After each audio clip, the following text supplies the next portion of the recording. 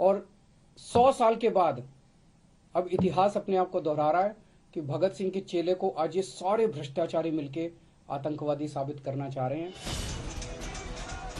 पंजाब के वोट युद्ध में जब देशभक्ति पर उंगलियां उठी, आतंक परस्ती का सवाल उठा, तो केजरीवाल अपने डिफेंस में दिल्ली का विकास मॉडल ले आए।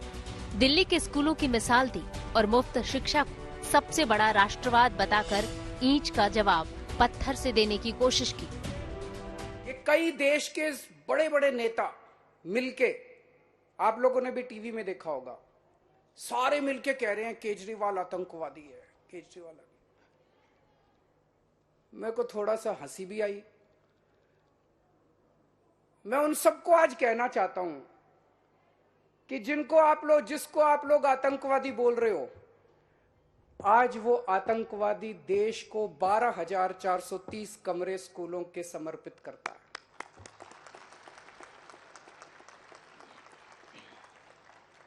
आज वो आतंकवादी ऐसे स्कूल बना रहा है जिसमें एक ही डेस्क पे बैठ के गरीबों के और अमीरों के बच्चे पढ़ रहे हैं। आज वो आतंकवादी भगत सिंह और बाबा साहब अम्बेडकर के सपने पूरे कर रहा है। केजरीवाल का सबसे बड़ा हथियार ही दिल्ली का विकास मॉडल है। सस्ती बिजली, सस्ता पानी, स्कूल की सेहत सुविधा और सबको इलाज का उनका दावा पंजाब से उत्तराखंड तक सुना जाता रहा है। अब जबकि पंजाब ने मतदान से ठीक पहले उन्हें आतंकवाद पर घेरने की कोशिश हुई, तो केजरीवाल ने अपना आजमाया अस्त्र ही बाहर निकाला। नेताओं को सबसे बड़ा डर और किसी चीज से नहीं लगता, स्कूलों से लगता है। क्यों लगता है? अगर शानदार स्कूल बन गए, अच्छे स्कूल बन गए, तो नेताओं को जात पात और धर्म के नाम पे वोट मिलने बंद हो जाएंगे। हमारे इन स्कूलों के अंदर हमारे ऐसे बच्चे, देशभक्त, कट्टर देशभक्त बच्चे तैयार होंगे। ये हम स्कूल नहीं बना रहे, ये हम देशभक्त बनाने की फैक्ट्रियां बना रहे हैं। यहां से देशभक्त बन के निकलेंगे। और जब ये आज सोच के देखो, 5 से 10 साल के बाद जब ये बच्चे बाहर निकलेंगे, ये बच्चे किस आधार पे वोट देंगे? ये धर्म और जात के आधार पे वोट नहीं देंगे, ये देश के विकास के नाम पे वोट दिया करेंगे। केजरीवाल पूरी तरह वाकिफ हैं कि आतंकवाद पर उनकी कितनी सख्ती से घेराबंदी की जा रही है। वो अमित शाह के इस खत का मतलब भी जानते हैं। ये खत चरणजीत सिंह चन्नी के खत का जवाब है, जिसमें अमित शाह कह रहे हैं, इस विषय पर मैं आपको आश्वस्त करता हूं कि देश की एकता और अखंडता से खिलवाड़ करने की इजाजत किसी को नहीं दी जाएगी। भारत सरकार ने इसे अत्यंत गंभीरता से लिया है और मैं स्वयं इस मामले को गहराई से दिखवाऊंगा। अमित शाह ने न सिर्फ जांच का भरोसा दिया, बल्कि केजरीवाल की देशभक्ति को भी कटघरे में खड़ा कर दिया। खत में अमित शाह ने कहा, एक राजनीतिक पार्टी का देश विरोधी, अलगाववादी, प्रतिबंधित संस्था से संपर्क रखना और चुनाव में सहयोग प्राप्त करना देश की एकता और अखंडता के दृष्टिकोण से अत्यंत गंभीर है। इस प्रकार के तत्वों का एजेंडा देश के दुश्मनों के एजेंडा से अलग नहीं है। ये अत्यंत निंदनीय है कि सत्ता पाने के लिए ऐसे लोग आतंकवादियों से हाथ मिलाने से लेकर पंजाब और देश को तोड़ने की सीमा तक जा सकते हैं। एक राजनीतिक दल पर लगे ये आरोप संगीन है।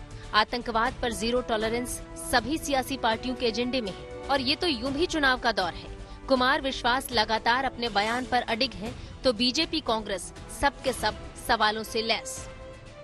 न करें, जिसको जो करना है। हमारे गांव की कहावत है, पड़कल पाड़े घी खिचड़ी।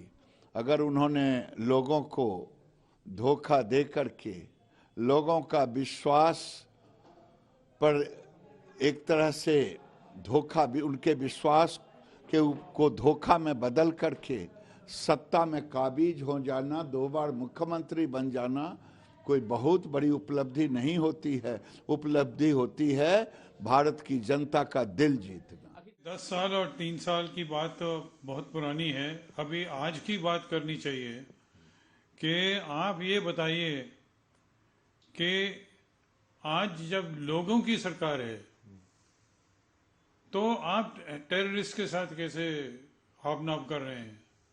जब कानून ये कहता है कि हर एक नागरिक, जो भी कोई जिसके खिलाफ कोई वारंट है, उसको हैंड ओवर करेगा पुलिस को। ये किसी भी इंसान का नागरिक का जो फर्ज है, उनकी ड्यूटी है, और अगर वो करने की बजाय आप उसको जस्टिफाई करने लग जाएंगे तो बात नहीं बनेगी। जो भी हो, ये पूरा प्रकरण पंजाब और देश के लिए ठीक नहीं। आतंकवाद जैसे संजीदा मसले पर राजनीति सही नहीं। इस मुद्दे को चुनावी दांव से जितना दूर रखा जाए, पंजाब के लिए उतना ही बेहतर रहेगा। आज तक ब्यूरो।